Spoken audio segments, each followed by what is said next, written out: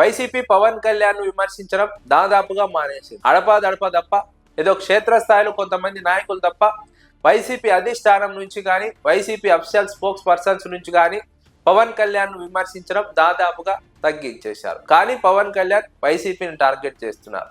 YCP Telugu Desam పార్టీని, చంద్రబాబును, నారా లోకేష్ ను టార్గెట్ చేస్తే పవన్ కళ్యాణ్ స్పందిస్తున్నారు. వైసీపీ ప్రభుత్వ విధానాలను విమర్శిస్తే, సంక్షేమ పథకాలను అమలు చేయాలని కోరితే పవన్ కళ్యాణ్ స్పందిస్తున్నారు. పవన్ కళ్యాణ్ అతిగా స్పందిస్తున్నారన్న వాదన రాజకీయ వర్గాల్లో వ్యక్తమవుతోంది. ఎందుకంటే డిప్యూటీ ముఖ్యమంత్రిగా పాలన పైన ఫోకస్ చేయకుండా, సంక్షేమ పథకాల అమలు పైన ఫోకస్ చేయకుండా, ప్రభుత్వంలో జరుగుతున్నటువంటి తప్పులను సరిదిద్దుకునే ప్రయత్నం చేయకుండా వైసీపీ తెలుగుదేశం పార్టీని విమర్శిస్తే పవన్ కళ్యాణ్ ఆ విమర్శలకు ప్రతిస్పందిస్తున్నారు, అతిగా స్పందిస్తున్నారు. తద్వారా ఏదో మైలేజ్ సాధించాలని పవన్ కళ్యాణ్ ప్రయత్నిస్తున్నారు. పవన్ కళ్యాణ్ వైసీపీ పట్టించుకోవడం లేదు, అయినా కూడా పవన్ కళ్యాణ్ వైసీపీని విమర్శిస్తున్నారు. తద్వారా వైసీపీకి మైలేజ్ వస్తోంది, పవన్ కళ్యాణ్ డ్యామేజ్ అవుతున్నారు. పవన్ కళ్యాణ్ ఏ లక్ష్యంతో వైసీపీని విమర్శిస్తున్నా సరే వైసీపీ మాత్రం పవన్ కళ్యాణ్ విమర్శించకుండా తెలుగుదేశం పార్టీని విమర్శిస్తోంది, తెలుగుదేశం పార్టీ అధినేతను, ఆయన కొడుకును విమర్శిస్తోంది. పవన్ కళ్యాణ్ ఇక్కడ వైసీపీని విమర్శలు చేయడం ద్వారా వైసీపీకి మైలేజ్ వస్తుంది, పవన్ కళ్యాణ్ కు వస్తున్నటువంటి లాభం ఏమీ లేదని విశ్లేషకులు అభిప్రాయపడుతున్నారు. ఇష్యూ పక్కదావ పట్టడం తప్ప పవన్ కళ్యాణ్ సాధిస్తున్నది ఏమీ లేదు. చంద్రబాబు, నారా లోకేష్ పైన వైసీపీ విమర్శలు చేసినప్పుడు పవన్ కళ్యాణ్ రక్షణ కవచంలా, రక్షణ గోడలా నిలబడి ప్రతి విమర్శలు చేస్తున్నారు తప్ప వైసీపీకి ప్రతి విమర్శల వల్ల వచ్చిన నష్టం లేదు, వైసీపీకి మైలేజ్ వస్తోంది. పవన్ కళ్యాణ్ అతి స్పందన వైసీపీకి ప్లస్ పాయింట్ గా మారుతోందని విశ్లేషకులు అభిప్రాయపడుతున్నారు. పవన్ కళ్యాణ్ ముందు రెండు స్పష్టమైనటువంటి లక్ష్యాలు ఉన్నాయి. దూరం అవుతున్నటువంటి కాపులను దగ్గర చేసుకోవాలి. అదే క్రమంలో తెలుగుదేశం పార్టీ అనుకూల మీడియాలో ప్రధాన శీర్షికన వార్తలు రావాలి. ఈ రెండు లక్ష్యాలతో వైసీపీ పైన పవన్ కళ్యాణ్ అతిగా స్పందిస్తున్నారు, ప్రతిస్పందిస్తున్నారు. పవన్ కళ్యాణ్ గురించి మాట్లాడకపోయినా పవన్ కళ్యాణ్ స్పందిస్తున్నారంటే వైసీపీ బలపడుతోంది.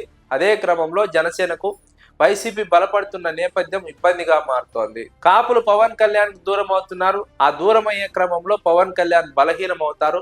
బలహీనం అవ్వకుండా వైసీపీని టార్గెట్ చేస్తున్నారు. తద్వారా కాపులు మళ్ళీ తన వద్దకు చేర్చుకోవాలని ప్రయత్నిస్తున్నారు. అయినప్పటికీ కూడా పవన్ కళ్యాణ్ కు డ్యామేజే తప్ప మైలేజ్ రాదని విశ్లేషకులు అభిప్రాయపడుతున్నారు.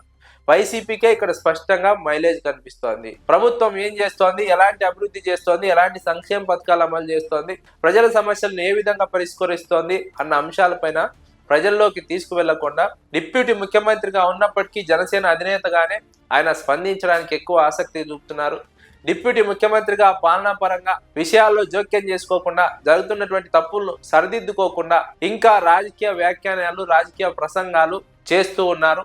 తద్వారా వైసీపీకి మైలేజ్ వస్తుంది. ఎందుకంటే అధికారంలో ఉన్నది చంద్రబాబు నాయుడు, పవన్ కళ్యాణ్. ఏదైనా ప్రజలకు చేయాలంటే చేయాల్సింది వారికి ఆ శక్తి సామర్థ్యాలు ఉన్నాయి. అయినప్పటికీ ఆ పని చేయకుండా ప్రతిపక్షంలో ఉన్న వైసీపీని టార్గెట్ చేస్తున్నారు పవన్ కళ్యాణ్. పవన్ కళ్యాణ్ టార్గెట్ చేయడం ద్వారా ప్రజల్లోకి పవన్ కళ్యాణ్ పట్ల రాంగ్ సిగ్నల్స్ వెళ్తున్నాయి. అది వైసీపీకి మైలేజ్ గా మారుతోంది.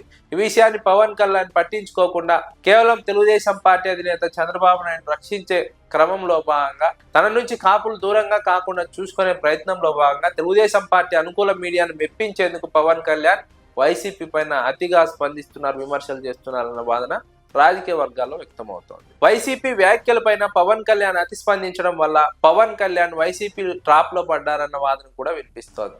ఎందుకంటే వైసీపీ విమర్శిస్తోంది చంద్రబాబు నాయుడు, నారా లోకేష్ ను, కానీ పవన్ కళ్యాణ్ స్పందిస్తున్నారు. తద్వారా పవన్ కళ్యాణ్ వైసీపీ ట్రాప్ లో పడ్డారు. ప్రతి చిన్న విషయానికి స్పందిస్తున్నారు, ప్రతి చిన్న విషయానికి స్పందించి అటాక్ చేస్తున్నారు. తద్వారా వైసీపీ నష్టపోవడం లేదు, పవన్ కళ్యాణ్ నష్టపోతున్నారు.